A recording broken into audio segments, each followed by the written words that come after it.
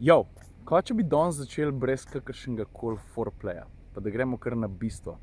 Sem tukaj v bližini Ptuja, v AMZS-jevem centru motošporta pa kartinga, pa avto, s katerim sem prišel, je kar zanimiv. Zdaj, v tem Mustangu pred in po prenovi sem jaz povedal že veliko. Mislim, hudiča, celo s Plestenjakom sva šla en krog, tako da bom jaz spodaj v komentarje potalil par linkov, pa si tam pogledal vse te pomembnejše stvari, tako da kakšnega testa tukaj ne bom delal. Tudi ne bom se lotil teh ovinkov z ne vem kakšno ihto, ker za Mustanga vemo, da ni nek lahek športnik, ki bi se tukaj dobro počutil.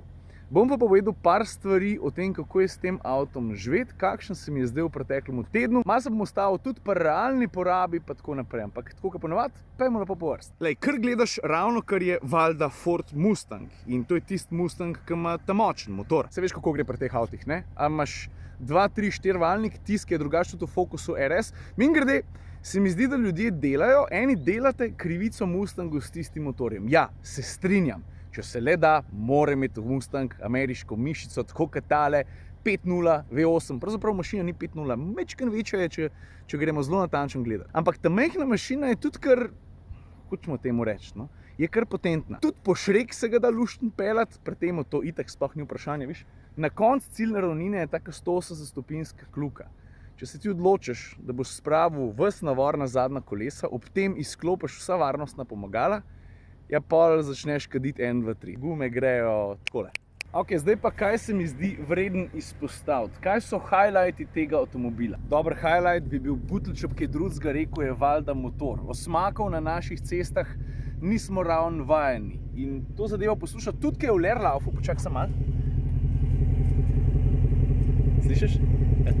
Pa še pod haubo bomo pogledali. Poglej, takole izgleda tale pošast v nosu Mustanga. Vem, veliko je ne take plastike, za katero ne bi rabila biti tukaj, ker se mi zdi, da bi vsi rajši videli tole, ki je tukaj let spodaj. Ampak to so pa sladke skrbi, ne? Da imaš Mustanga, pa ti gre na jetra, ki je plastika čez motor. Jaz pa Mustanga V8. Ta plastika mi gre tako na kure. Šamar! No in pa folk dostkrat vpraša, V8, noro, 450 konjev, odlično. Pa ves navor na voljo takoj. Nam rekel, da je tako kot pri električnem avtu, ki stisneš gas, pa je pa en poseben užitek se družiti z atmosferskim motorjem, ki je zelo zmogljiv. Potem pa valjda zanima poraba. Lej, jaz se s tem GTM okrog vozim že dober teden. Veliko kilometrov sem naredil, veliko avtocestnih, tukaj nekaj mestnih.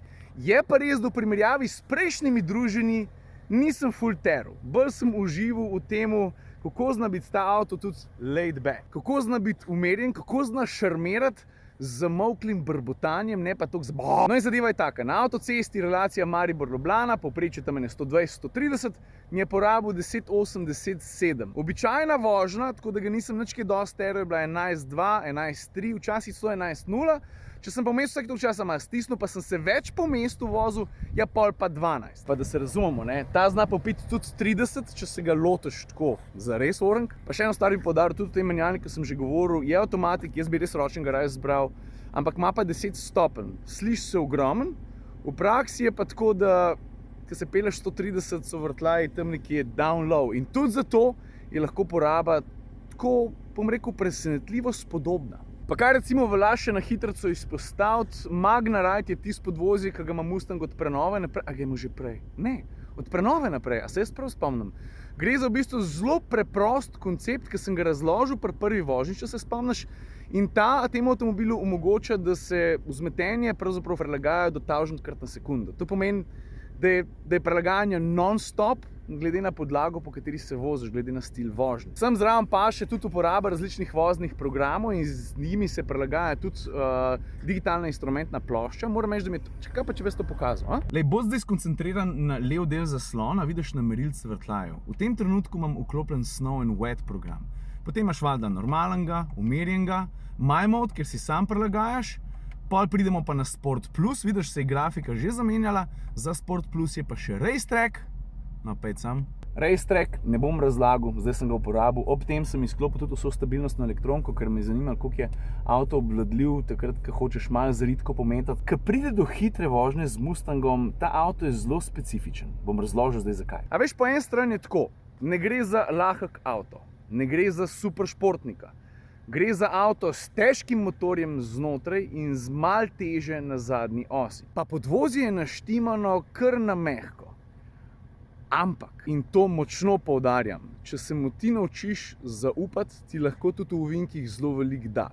Ne gre za konvencionalno športno vožnjo, ti se moraš naučiti nekako z njim delati. On se malo krega s tabo, ja, to bi, to ne bi, ampak ko ga pa orang primeš in zato moraš biti posebne vrste voznik, ne bom rekel neustrašen, ampak you gotta know your shit. Ko se pa to zgodi, se imaš pa lahko prav fino. Tudi zavore so načeloma kos akciji, gre za Brembo, v spredi 6-batne čeljusti, tako da se da. Mi gre na jetra, ko kdo reče, aha, Američan, Mustang, to naravnost gre dobro skozi ovinke, pa ne. Ne, ni čistko. Moraš mu znati zaupati, pa ti moraš biti zelo, poudarjam, zelo odločen. Če ne, te bo vrgel iz sedla 1, 2, 3.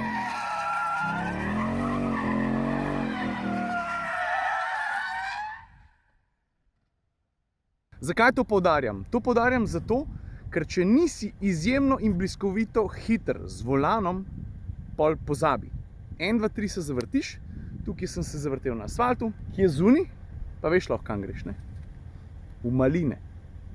To da pa pameta, prav. Če kdaj dobiš izredno zmogljiv avto, sploh če, pa ne sam na zadnji, 4-kolesen pogon je še hujš, ki ti pa dlje časa zdrži, pa dlje časa grize, ki pa spusti, imaš pa že toliko višjo hitrost, da pol pa res lahko sam še gledaš, ne? Kam bo šel? A bo šel v jarko, v potok? Bog ne del drevo. Ok. Jaz mislim, da je to za danes pa za na hitrca, prav? A ja, predvsem pa, a veš zakaj sem se na koncu zavrtel? Zato, ker sem hotel še več. Lepo sem odpeljal in pol rataš, ne? Rataš malo požrešen in bi rad vlekel do konca, pa prestopiš eno mejo, nisem dovolj hitro odreagiral, to sem že prej povedal, pa sem kar naenkrat gledal v drugo smer.